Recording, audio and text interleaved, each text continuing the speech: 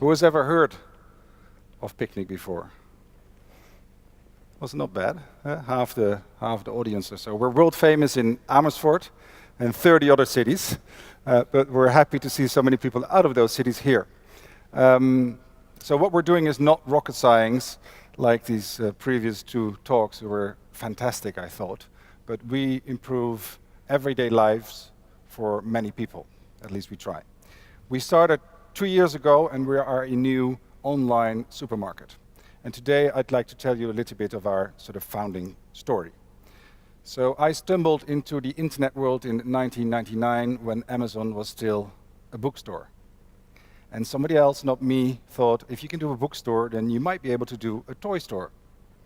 Very smart idea, and I got involved and so on and so forth, and we ended up building part of that website, mainly the search and merchandising kind of piece, and out of that we built a company called Fredhopper that we then took back to Europe, and we started working for many people that wanted to do e-commerce as of sort of the start of this century, when we started buying books and travel and later electronics and fashion and shoes and everything online. And we had basically one big observation in all of this, is that more and more people are buying online to the proportions of 25 to 30% of most of those markets, except in food. In food it's 1. At the same time, the food market is as large as all these other markets combined. So it's a massively large market, in Holland about 35 to 40 billion, and obviously in many other markets it's super large. So a few years ago, when we had sold the previous company, thought what to do. And we became interested in food. And we looked at the food system a little bit outside in. And the drawing here is a drawing between producers and consumers. And the invention of the self-service supermarket, it actually was in the early 70s, so about 50 years ago, was a major invention and probably the biggest invention ever done in the retail space. It's a super successful format. It works in every country of the world. It's the cheapest way to get food from producers to consumers and allows people to eat much better. So it's a great, very successful system. At the same time, we could not imagine that in 50 years, we're still doing groceries in the same ways as we did them 50 years ago. There should maybe something in new technology to do that slightly better. So we got to work, and we dove slightly deeper into the food system and came into also a few issues around the supermarket system. One of them, obviously, is that we waste a lot of food, and the food waste is directly related or correlated to the system because it's a predictive supply chain. Stores have to predict how many bread they need to send to an individual store tomorrow.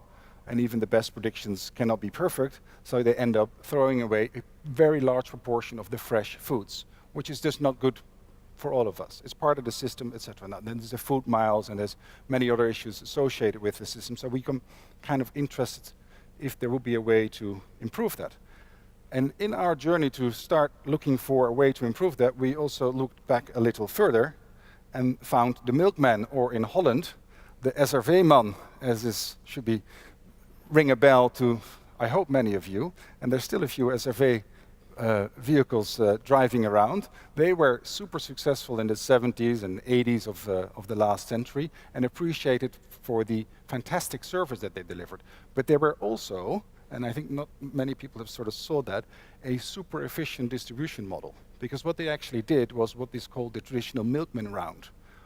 That is a much more efficient way of distributing items than the current parcel delivery companies are doing, that are crisscrossing streets and come to streets, many, many times per day, instead of just one time per day as the milkman used to do. So we got inspired by the milkman, and we built a system that is much simpler than the current supermarket system. For one, it has no stores. That is obviously very obvious, but it also has a much smarter distribution system. And in order to be able to do that, we had to design a completely new vehicle.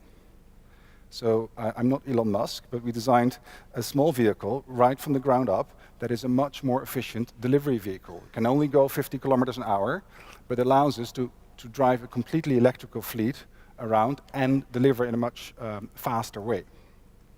Then, obviously, we live in the time of the mobile phone, so we have no web shop or something like that. We have only a device, an app on your phone that you can order through.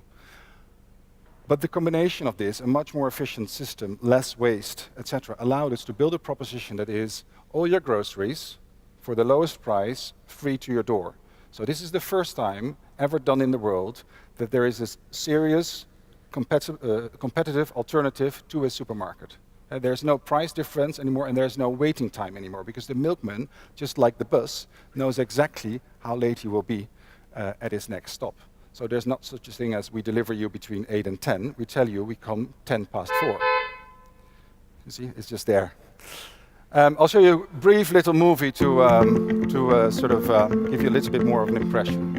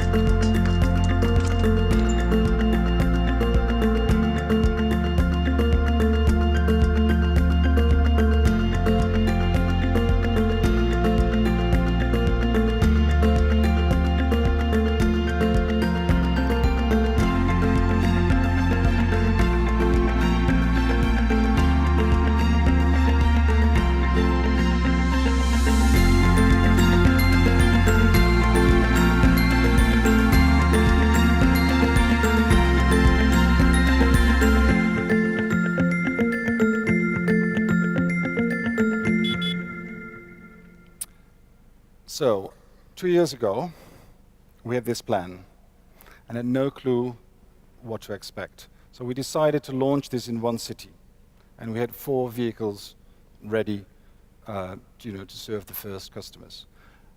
It kind of came out in the news, and on day 1, this happened. Downloads all over the place. It was massively overwhelming kind of experience for us. There were people queuing up until the islands in the north of Holland that we likely won't reach very soon. But we were overwhelmed with all the news attention. It was front page news in every major newspaper.